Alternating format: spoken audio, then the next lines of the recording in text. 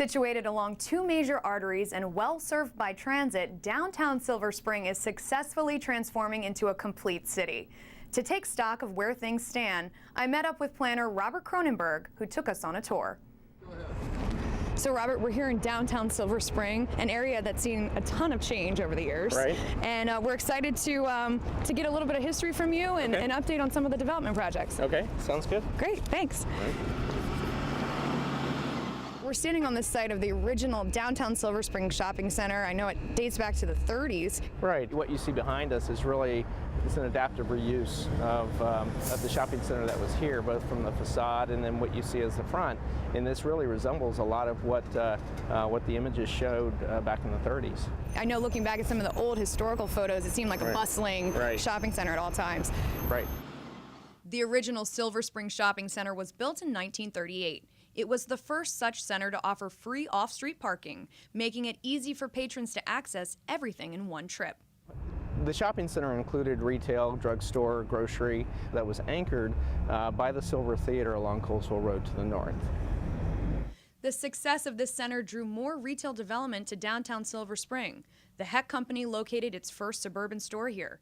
And for about 20 years, downtown Silver Spring was a vibrant commercial destination until 1960, when Wheaton Mall opened its doors. You started seeing a lot of push and a lot of movement towards Wheaton, and so that really changed, I think, the focus of how Silver Spring was had really started developing in the 30s. As shopping patterns favored Wheaton, downtown Silver Spring began to decline. By the early 1980s, the shopping center was nearly vacant, and the once tremendously popular Silver Theater had closed. Then for 10 years, downtown Silver Spring languished. Fortunately, the tide began to turn, and in 2000, a new master plan helped transform Silver Spring into what we see today. So Robert, can you tell us a little bit about what kickstarted the redevelopment here?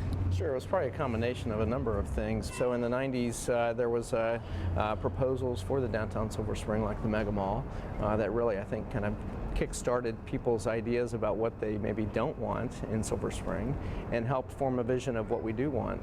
There's many different communities from all over the surrounding areas of Silver Spring that weighed in on what they want to see Silver Spring transform into.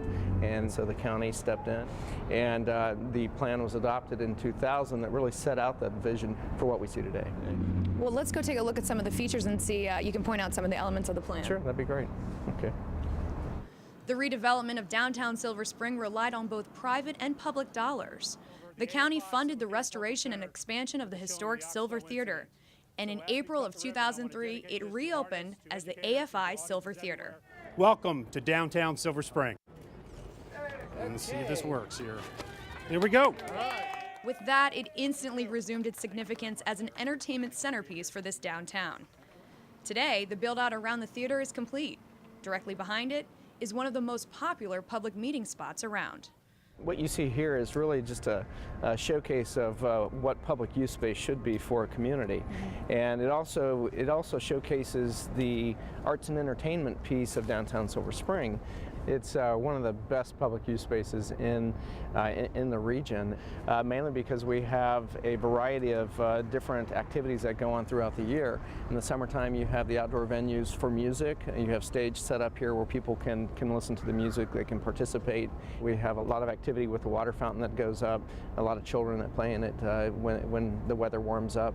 And we also have the markets that are year-round that really line Ellsworth Drive and really play a major role for the people and the residents around here. Well, I know that this is just one part of the downtown Silver Spring plan, but it's a lot larger than where we are right now.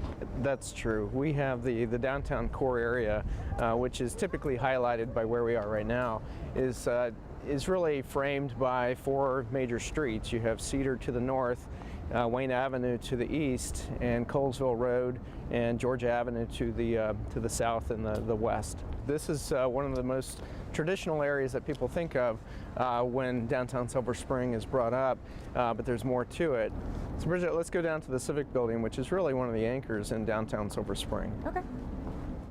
As we walked, Robert described the other districts that make up downtown Silver Spring. There's Fenton Village, which runs along Fenton Street between Wayne and East-West Highway.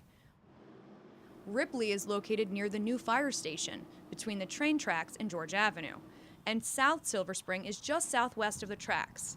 Each is seeing, or will soon see, redevelopment projects coming in. Continuing our tour, I asked about the significance of the Civic Building.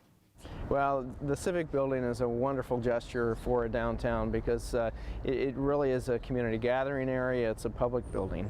And the plaza is something that really frames in, from an urban context standpoint, frames in both the Civic Building and the public amenities that are here as well, both the skating rink and the public art that was part of the amenity package for the downtown redevelopment.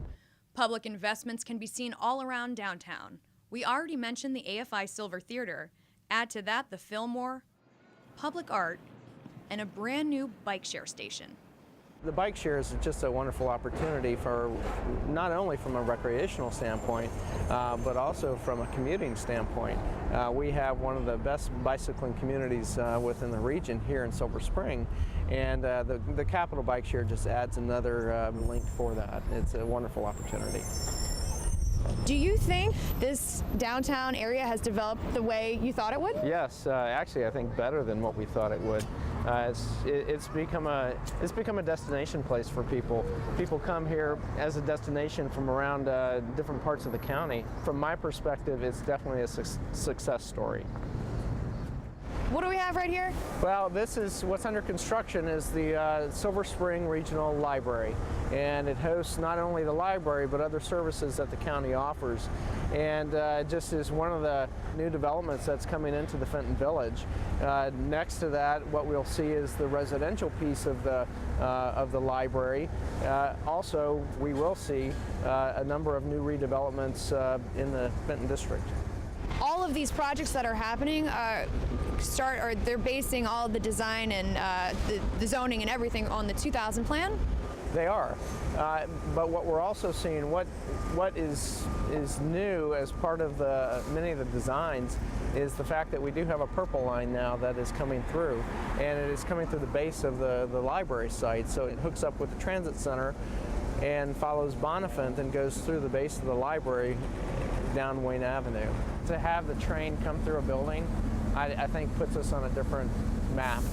You know, it's something that is probably one of the coolest things to have in terms of a design that I think will be a key feature in downtown Silver Spring.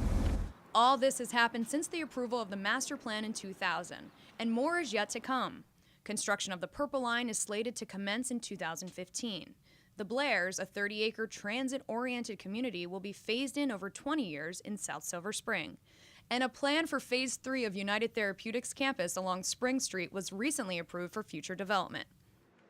We ended our tour at Georgia and Wayne Avenues in front of a company that was ahead of the curve here in downtown Silver Spring. Robert, we're here with Discovery Communications in the background. Right. That was a big deal, them moving to Silver Spring. Yes, it was, and it's definitely one of the anchors in downtown Silver Spring.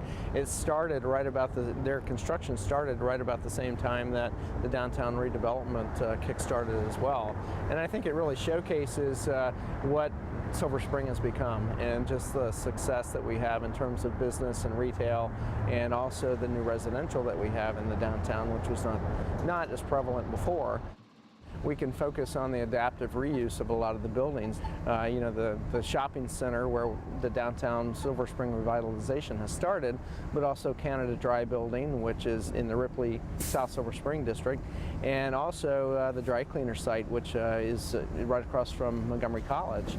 When you blend all of these different types of uses together, both public and private, it really makes for an exciting downtown.